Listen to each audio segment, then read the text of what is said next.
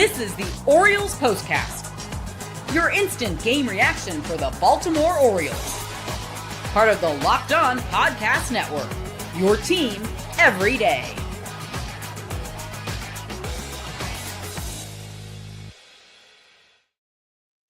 Good evening, everyone. Happy Sunday, and welcome to the Baltimore Orioles POSTCAST. As always, my name is Luke Slabaugh, and I am your post-game show host here on the Locked On Podcast Network for every Baltimore Orioles game. Tonight, we celebrate a 5-3 win over the Tampa Bay Rays in this rain-prolonged affair. Should have been over a couple hours ago, but the O's hold on and they defeat their in-division rival by 2 runs. You're telling me that on a Sunday afternoon, midday, it would rain for 2.5 hours in Central Florida? Get out of here. The O's improved to 10 games under 500, and tonight we're going to talk about the power of the 3 solo home runs by Jackson Holliday, Alex Jackson, and Ryan O'Hearn, and Trevor Rogers absolutely dealing once again. Before we continue, if you're watching here live on YouTube, we stream these live on YouTube. Go ahead, leave a comment. Let me know who your player of the game is, and we will evaluate at the start of the second block. If you're driving in your car, watching this next day on the replay on demand, go ahead, leave a comment. Let me know where you're commenting from, what your prognosis of the season is. Are we still selling? Are we getting rid of everyone? Or are you holding on for a little bit longer? What this season and this win means to you. But leave your comments for player of the game. I will read them very soon. But first and foremost, let's talk about this power surge by the O's bats. This is what you'll be talking about.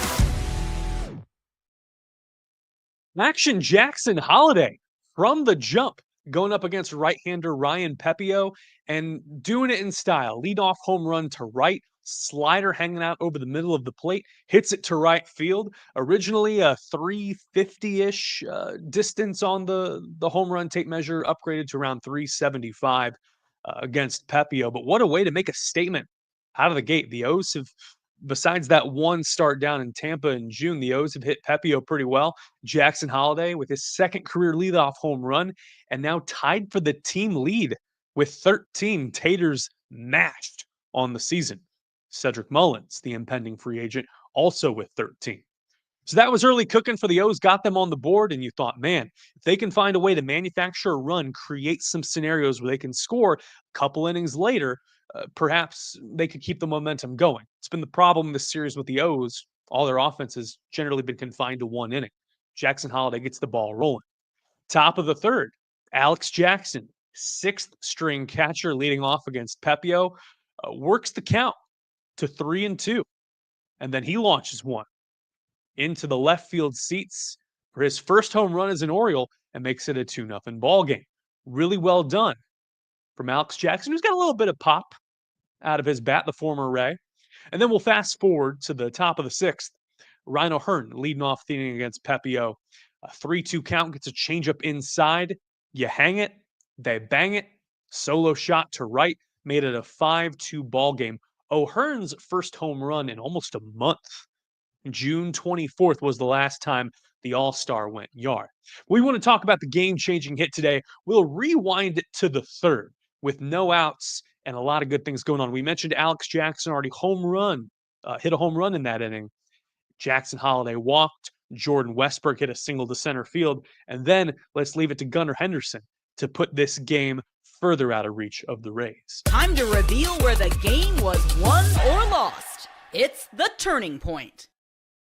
The O's started out 0 for their first 2 with runners in scoring position. And so when Holliday and Westburg go station to station, got a runner on second and first, nobody out. Now is the time to pounce. Game hanging in the balance, right?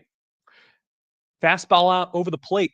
Gunnar Henderson had fouled off several pitches in this at-bat, had fallen behind 1-2, was just working at the plate, grinding down Pepiot, doing business. And then when you get a fastball he really likes, when he gets one right over the plate, he rips it to right center field. 109 off the bat, 109 miles an hour, a 2-run double into the right center field gap. Holliday scores, Westburg with his speed right on his tail, and that makes the difference in this game. The O's don't get another hit with a runner in scoring position for the rest of the game. In fact, they finished 1 for 10. However, if you get the one that matters and you supplement it with a couple of solo home runs, you're in business. And that is how you got to a 5-3 final score here on this Sunday afternoon. Coming up, we're going to reveal our player of the game. Go ahead if you haven't already in the comments section. Let me know who your player of the game is. And we're also going to dive into Trevor Rogers. What made the left-hander so good on this Sunday afternoon? Great performance. Probably would have been done before the rain delay anyway. He was up around 91 pitches. However, if this game had just ended during that 2.5-hour rain delay where we watched Billy Ripken's debut as an Oriole on Masson, the O's Classics. Could have been the first complete game by an O's pitcher. Trevor Rogers deserved it, and he earned the win today in style. All that coming up after the break. Stick with us. This is the Baltimore Orioles postcast.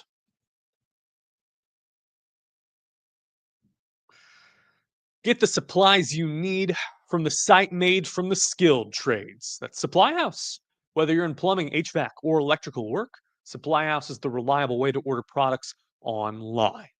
A lot of work to be done here at the condo. We mentioned the washing machine hasn't been fixed. A month later, no, it hasn't. We got to go to Supply House. Website is easy to use, packed with helpful resources and the latest product info to help you get the job done right. Plus, with a complete inventory of over 200,000 parts from 400 plus top brands, you'll find exactly what you need delivered fast from coast to coast. If you need help with an order, Supply House offers expert support and industry-leading service, so you'll always talk to a real person. And for the trade pros looking for an extra edge, their free Trade Master program offers exclusive perks like a dedicated phone line, free shipping, and discounts on every order. Thousands of skilled professionals are already taking advantage, and now it's your turn. Join the Trade Master program today at supplyhouse.com/TM and start ordering plumbing, HVAC, and electrical supplies with just a few clicks. Plus, use the promo code SH5 for 5% off your first order. That's supplyhouse.com. Summer sports are in full swing, and we know the Orioles continue to break our hearts. You got golf on the green as well, high-stakes soccer action, and FanDuel is the best way to make every game count. Make it more exciting. You're already following the action, so why not make it a little bit more thrilling? With FanDuel, you can get on the game anytime. It's easy to use, fast to pay out, and makes even regular season games feel like must-watch events. If you're new to FanDuel, new customers can bet just $5 and get $150 in bonus bets if your first bet wins. Open the FanDuel app today or visit FanDuel.com to get started. Thanks to FanDuel for sponsoring this show.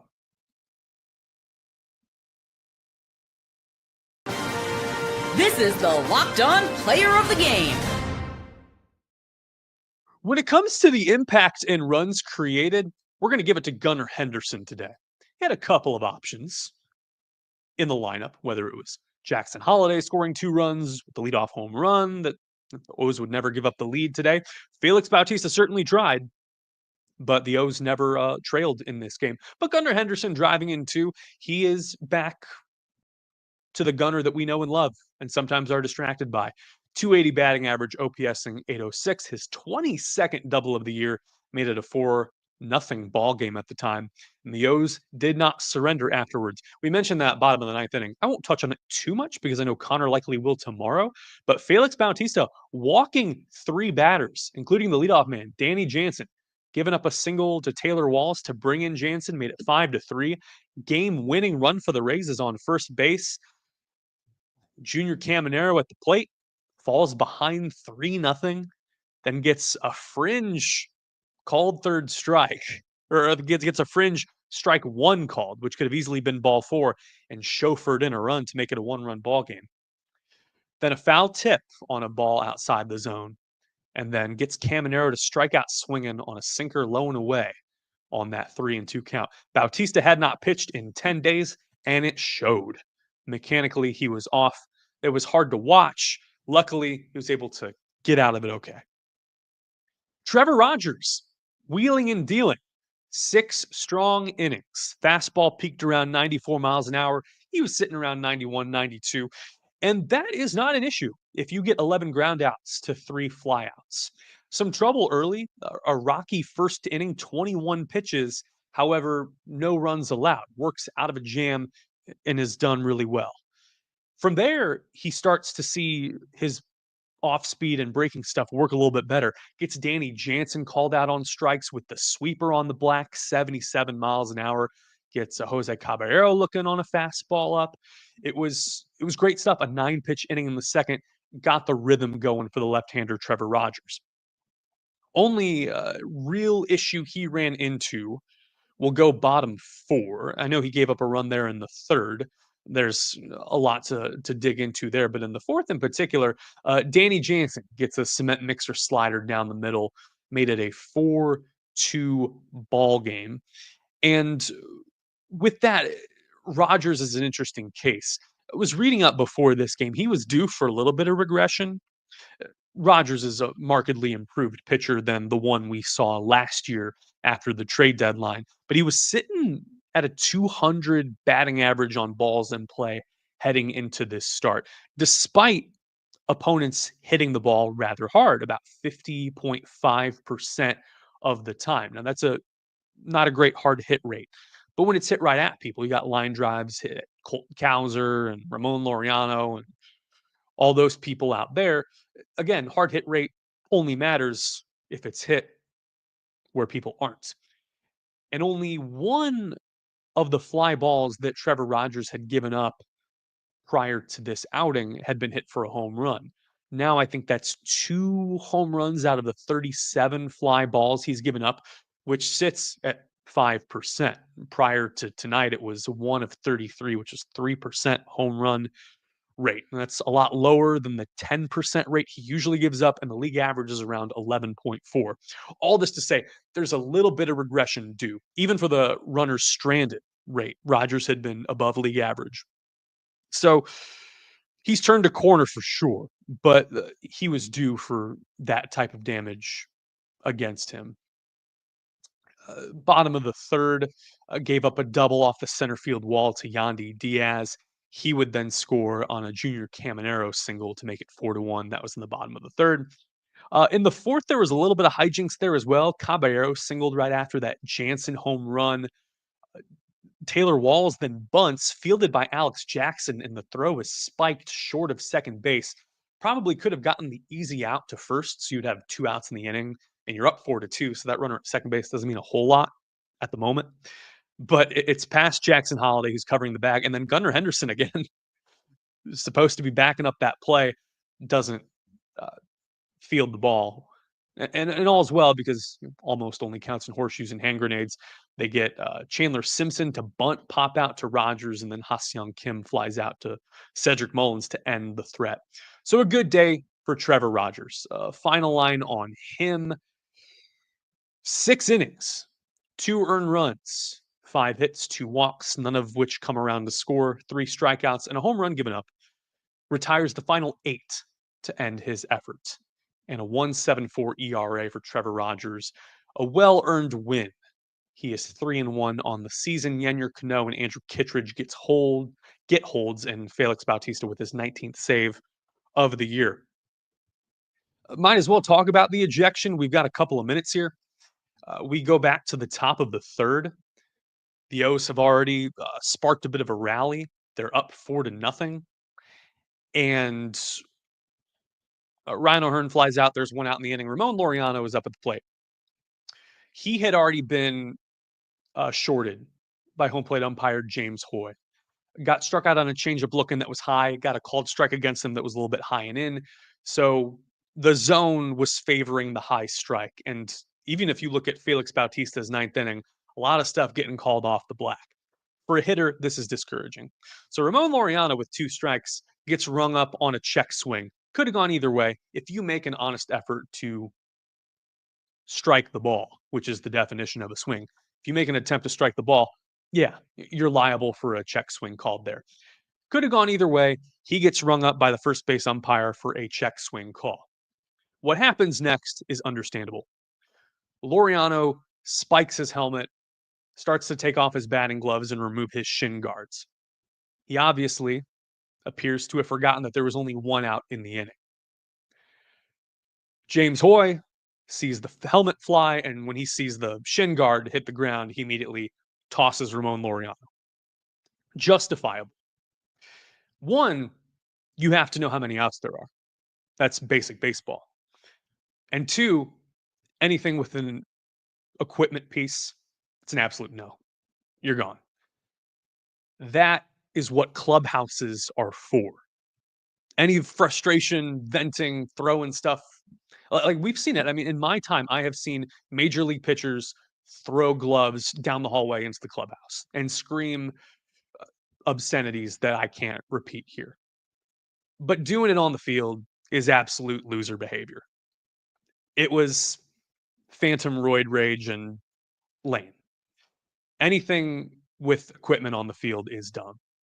And I understand the concept of picking up your teammates when the inning ends. Of course, you hand off your helmet or your gloves, your equipment, so you can just get your fielding glove and your cap and go out to the field without running into the dugout, drinking water, all that. It was dumb and justifiably removed from the game. Tony Mansolino, the interim manager, comes out, tries to defend him, and Mansolino, known to be a mild-mannered, uh, not very assertive figure, at least that's the way he shows himself, portrays himself, he starts getting into it with the home plate umpire, James Hoy, and strikes a nerve with him as well. Stays a little bit too long in front of home plate, and he gets tossed himself. The first ejection in Tony Mansolino's managerial career at the major league level. And that just left a bad taste for a team that's struggling 10 games under 500, for a lack of focus from Laureano, from Mansolino inserting himself. Having his players back is good. Sticking around a little bit too long, getting rung up, is not, it's not right. And could have jeopardized the team's performance today. It's just, it's not what winners do. It's not what winners do. The O's carry on, and they have a 4-game set at the Cleveland Guardians. Wonder what the president has to say about that. 6:40 first pitch on MASN 2 tomorrow. Right-hander Tomoyuki Sagano goes up against right-hander Tanner Bybee. Sagano 7-5 with a 4.44 ERA. Bybee 5-9 with a 4.29 ERA. You'll recall at Camden Yards earlier this year in April 17th, the O's beat the daylights out of Bybee. 6 earned runs and 3 home runs as well. O'Hearn hitting one of those. A 6-2 win over the Guardians in that rubber game, and it marked the first Orioles series win of the year. O's fans had been fiending for a series win all season long. You remember April? The 8 and 10 days when you thought there was a chance they could tread water and get in this race. 4-game set against Cleveland. They're up there on the food chain for teams competing for the AL wild card spot, that final third wild card spot. They're also under 500. This could be a good time. You got the Guardians, and then you got the Rockies. So we'll see. We'll see what Tommy Sugar can do. But for tonight, we're closing the chapter on this Orioles postcast. Final score, the Baltimore Orioles 5 and the Tampa Bay Rays 3. Good night, stay safe, and I'll see you right back here tomorrow night.